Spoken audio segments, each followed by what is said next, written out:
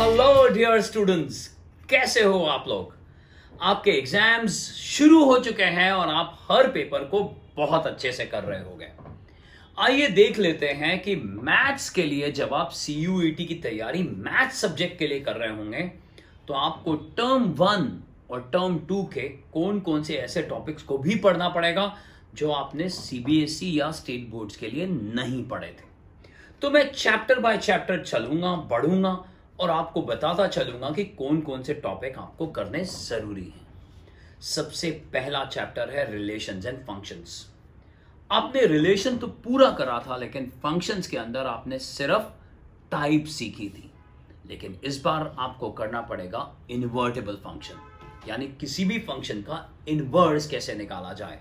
और हां, साथ ही साथ बाइनरी ऑपरेशंस भी करने पड़ेंगे जो पिछले 3 साल से CBSE के कोर्स में नहीं है, लेकिन क्योंकि वो NCERT में दिए हुए हैं इसीलिए CUET ने इस साल के सिलेबस में बाइनरी ऑपरेशंस को भी डाला है। तो पहले चैप्टर में आपको इन्वर्टेबल फंक्शंस और बाइनरी ऑपरेशंस करने पड़ेंगे। अब हम आगे बढ़ते हैं और चैप्टर 2 की बात करते हैं, जो कि है इनवर्स ट्रिग्नोमेट्री। आपके कोर्स में इनवर्स ट्रिग्नोमेट्री के सिर्फ ब्रांच वैल्यूज के क्वेश्चंस थे या छोटे छोटे कुछ ऐसे क्वेश्चंस जिसमें डायरेक्ट एप्लीकेशन जब आपने डिफरेंशिएशन करा था और इंटीग्रेशन करा था, बस तब।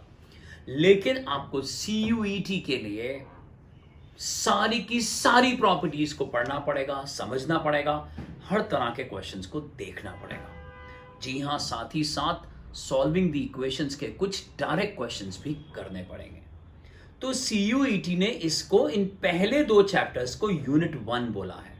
तो मैंने आपको बता दिया है कि यूनिट 1 में आपको क्या क्या चीजें करनी पड़ेंगी जो अभी आपने टर्म 1 के अंदर और फाइनल पेपर के लिए, जो कि पेपर आप इन दिनों दे रहे हैं या दे चुके हैं, नहीं करी थी। आइए आगे बढ़ते हैं। यूनिट 2 चैप्टर नंबर 3 और 4 की बात मुझे करनी है।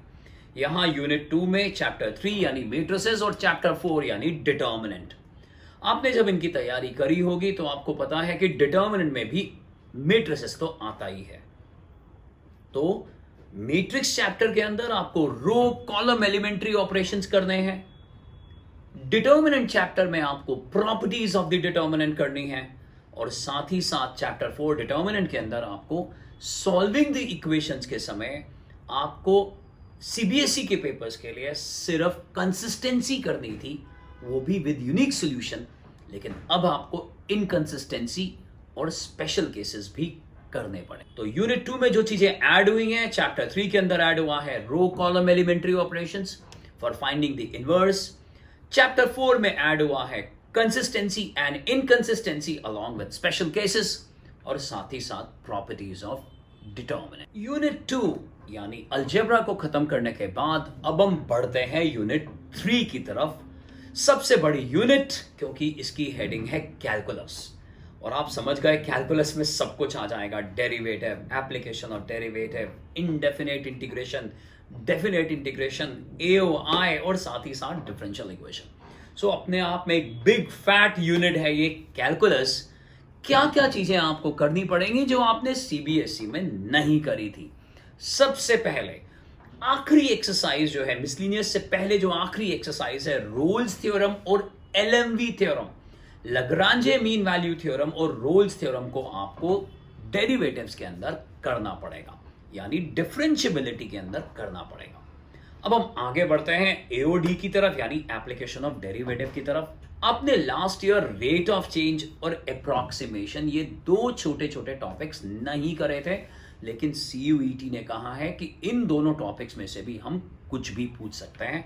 हालांकि बहुत आसान है, बहुत आसानी से हो जाएंगे। इसके अंदर कुछ शॉर्टकट्स भी बनते हैं।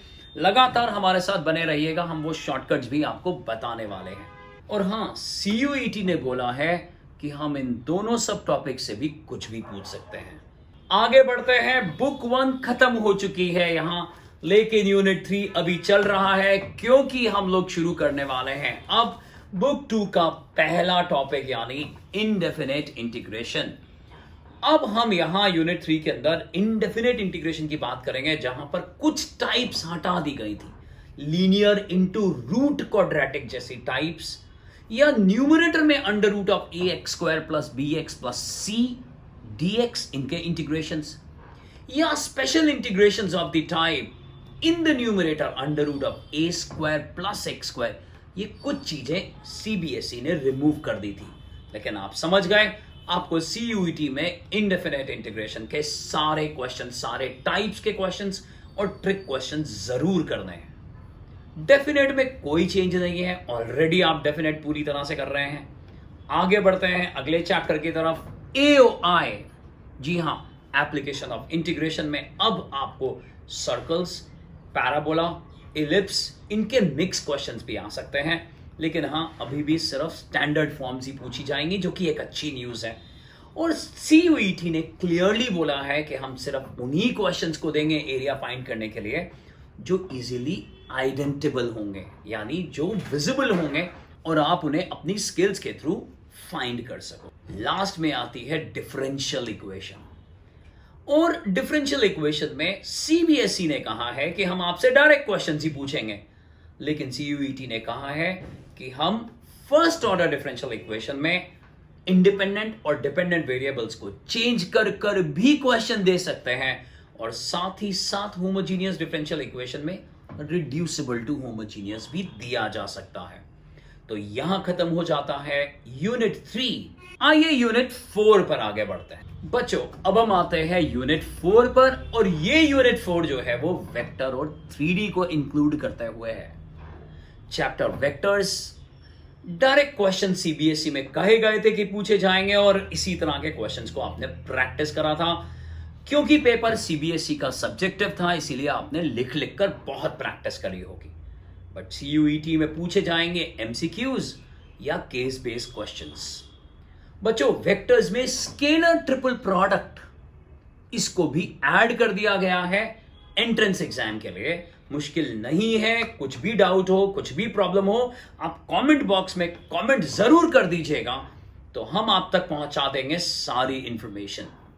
स्केलर ट्रिपल प्रोडक्ट करने के बाद हम 3D में जब एंटर होंगे तो हमें angle between the two lines, angle between the two planes, angle between line and plane, इस तरह के क्वेश्चंस के लिए हमें मना कर दिया गया था कि मत करिएगा।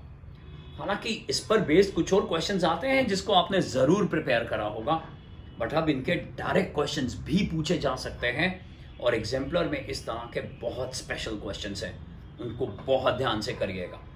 तो यूनिट 4 में है वेक्टर और 3D। आइए अब हम स्टैट्स को लेते हुए आखिरी यूनिट पर एंटर करते हैं, और यहां पर 2 टॉपिक हैं, एलपीपी यानी लीनियर प्रोग्रामिंग प्रॉब्लम्स, और साथ ही साथ लास्ट में रहेगा प्रोबेबिलिटी। आपने एलपीपी के अंदर, जो कि टर्म 1 में शिफ्ट कर दिया गया था, आपने सिर्फ बाउंडेड सॉल्यूशन करा था, फीजिबल बाउंडेड सॉल्यूशन। लेकिन सीयूईटी ने अब फीजिबल अनबाउंडेड सॉल्यूशंस को भी ऐड कर दिया है, और केस बेस्ड क्वेश्चंस में लैंग्वेज बेस्ड क्वेश्चन यानी वर्ड प्रॉब्लम्स भी पूछी जा सकती है। हालांकि वर्ड प्रॉब्लम्स को लेकर इतनी क्लैरिटी नहीं है, लेकिन जब आप सारी तैयारी कर रहे होंगे तो इनको भी मत छोड़िएगा। और अब हम बढ़ते हैं प्रोबेबिलिटी की तरफ। प्रोबेबिलिटी में आपने जो तैयारी करी है फाइनल पेपर के लिए, उसमें सिर्फ प्रोबेबिलिटी डिस्ट्रीब्यूशन करा है, और प्रोबेबिलिटी डिस्ट्रीब्यूशन के डायरेक्ट क्वेश्चंस करे हैं। सीयूईटी ने बोला है कि आपको एक्सपेक्टेशंस, वेरिएंस और स्टैंडर्ड डेविएशन भी फाइंड करना आ सकता है। और बच्चों, साथ ही साथ आपको बाइनोमियल प्रोबेबिलिटी डिस्ट्रीब्यूशन, जो कि विद रिप्लेसमेंट पर बेस्ड होती है, उसको भी अच्छे से तैयार करना होगा, क्योंकि इसके बारे में भी सीयूईटी ने कहा है कि जो कुछ भी एनसीईआरटी में दिया हुआ है वो सब प्रोबेबिलिटी में पूछा जाएगा, और ये एक इंपॉर्टेंट चैप्टर और इंपॉर्टेंट यूनिट होने वाली है। बच्चों, ये वो चीजें थी जो आपको बुक 1 और बुक 2 से प्रिपेयर करनी है, और साथ ही साथ जितना आपने सीबीएसई की तैयारी में करा है वो सब चीजों को भी ऐड करना है। इन एग्जाम्स के बाद शुरू होंगे एक और एग्जाम्स, जिनको पूरी मेहनत के साथ, लगन के साथ करिएगा, और हम हर पल आपके साथ रहेंगे। कुछ क्लासेस भी हम शुरू कर रहे हैं, उसके लिए दिए हुए नंबर पर हमारे को आप जल्दी से फोन कर लें, ताकि हम आपका रजिस्ट्रेशन कर सकें। बच्चों, पढ़ते रहिए और आगे बढ़ते रहिए।